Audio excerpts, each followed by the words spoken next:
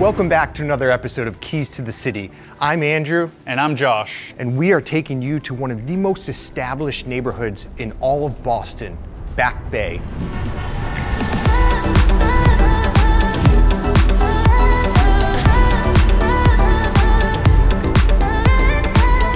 Today we're gonna show you everything that encompasses the Back Bay lifestyle, from where to eat, local landmarks, and the most exclusive property types. Back Bay has a tremendous amount to offer, as well as a very rich history. We're really excited to show you everything the neighborhood has to offer. Let's go take a look.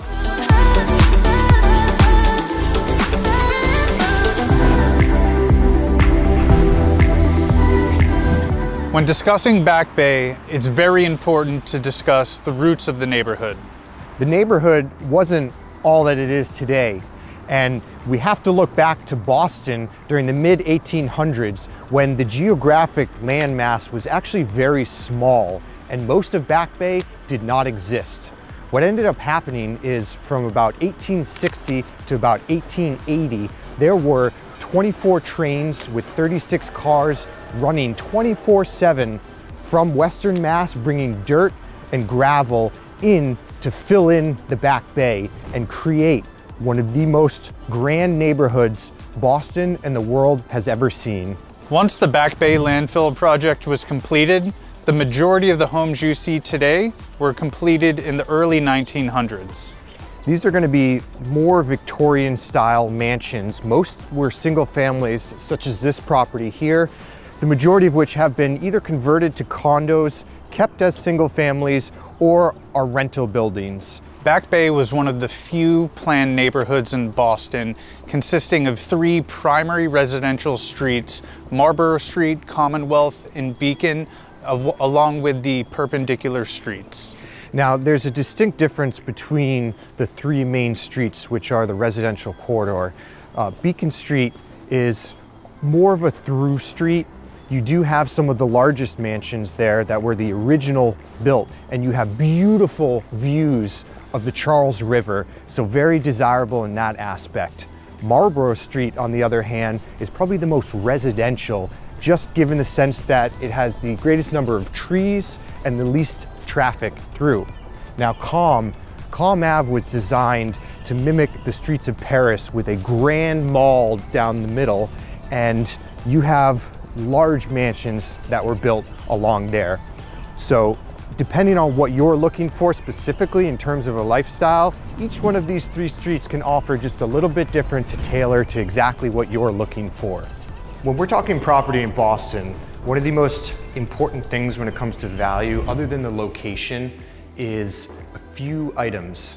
1, does the building have an elevator? Because most of these buildings were built around 1900, most of them don't. So have they been retrofitted with elevators? Really important. If you have direct elevator access into your unit, that's the top.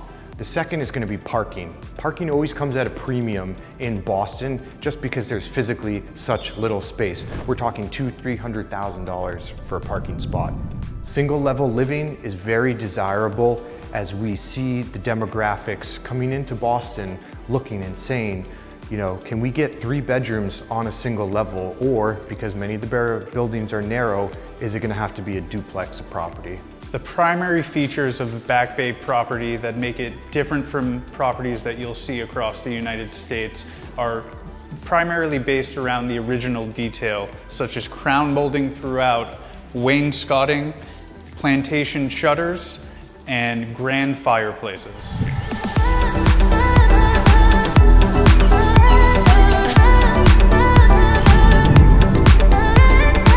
This is probably one of my favorite places to come at any hour in the summer, spring, fall.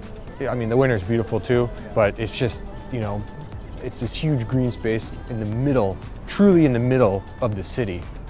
What's also cool is you get a lot of the street musicians that will post up in here for hours, and as you walk, you can probably see 3 to 4 musicians on any given day, so. Yeah, there's always music going on, which is great. And just being, you know, this is kind of the gateway to Back Bay. Now we're here on famous Newbury Street, the epicenter of retail in Boston. You'll see quite a few similarities to Rodeo Drive, with tons of famous designer shops and retail. Newbury is a must visit if you're coming and haven't been to Boston before. Even just being here, it's an awesome street. There's always energy. In addition to the retail, Newbury Street also houses the majority of Back Bay restaurants. You'll find a plethora of options, everything from high-end Italian restaurants to some of the best seafood you'll find in the city.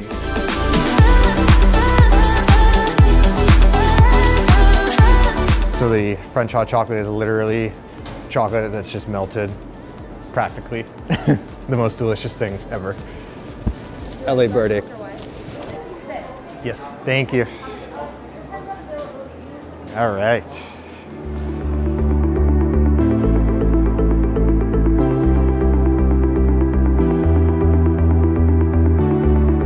While Back Bay has so much more than we can fit into this video, we wanted to thank you for joining us on this episode of Keys to the City and offer anytime you have any interest in the city in Back Bay, give us a call. We'd love to give you either a more private tour or go into depth on any of these particular aspects, whether it's the real estate, whether it's the lifestyle. If you need recommendations on our favorite restaurants, on our favorite cookie shops, whatever, give us a call, give us a shout. For sure. And if you love this video, feel free to like and subscribe to our page. And for more information on Back Bay and various other neighborhoods, visit our website at sobelre.com. See you in the next one.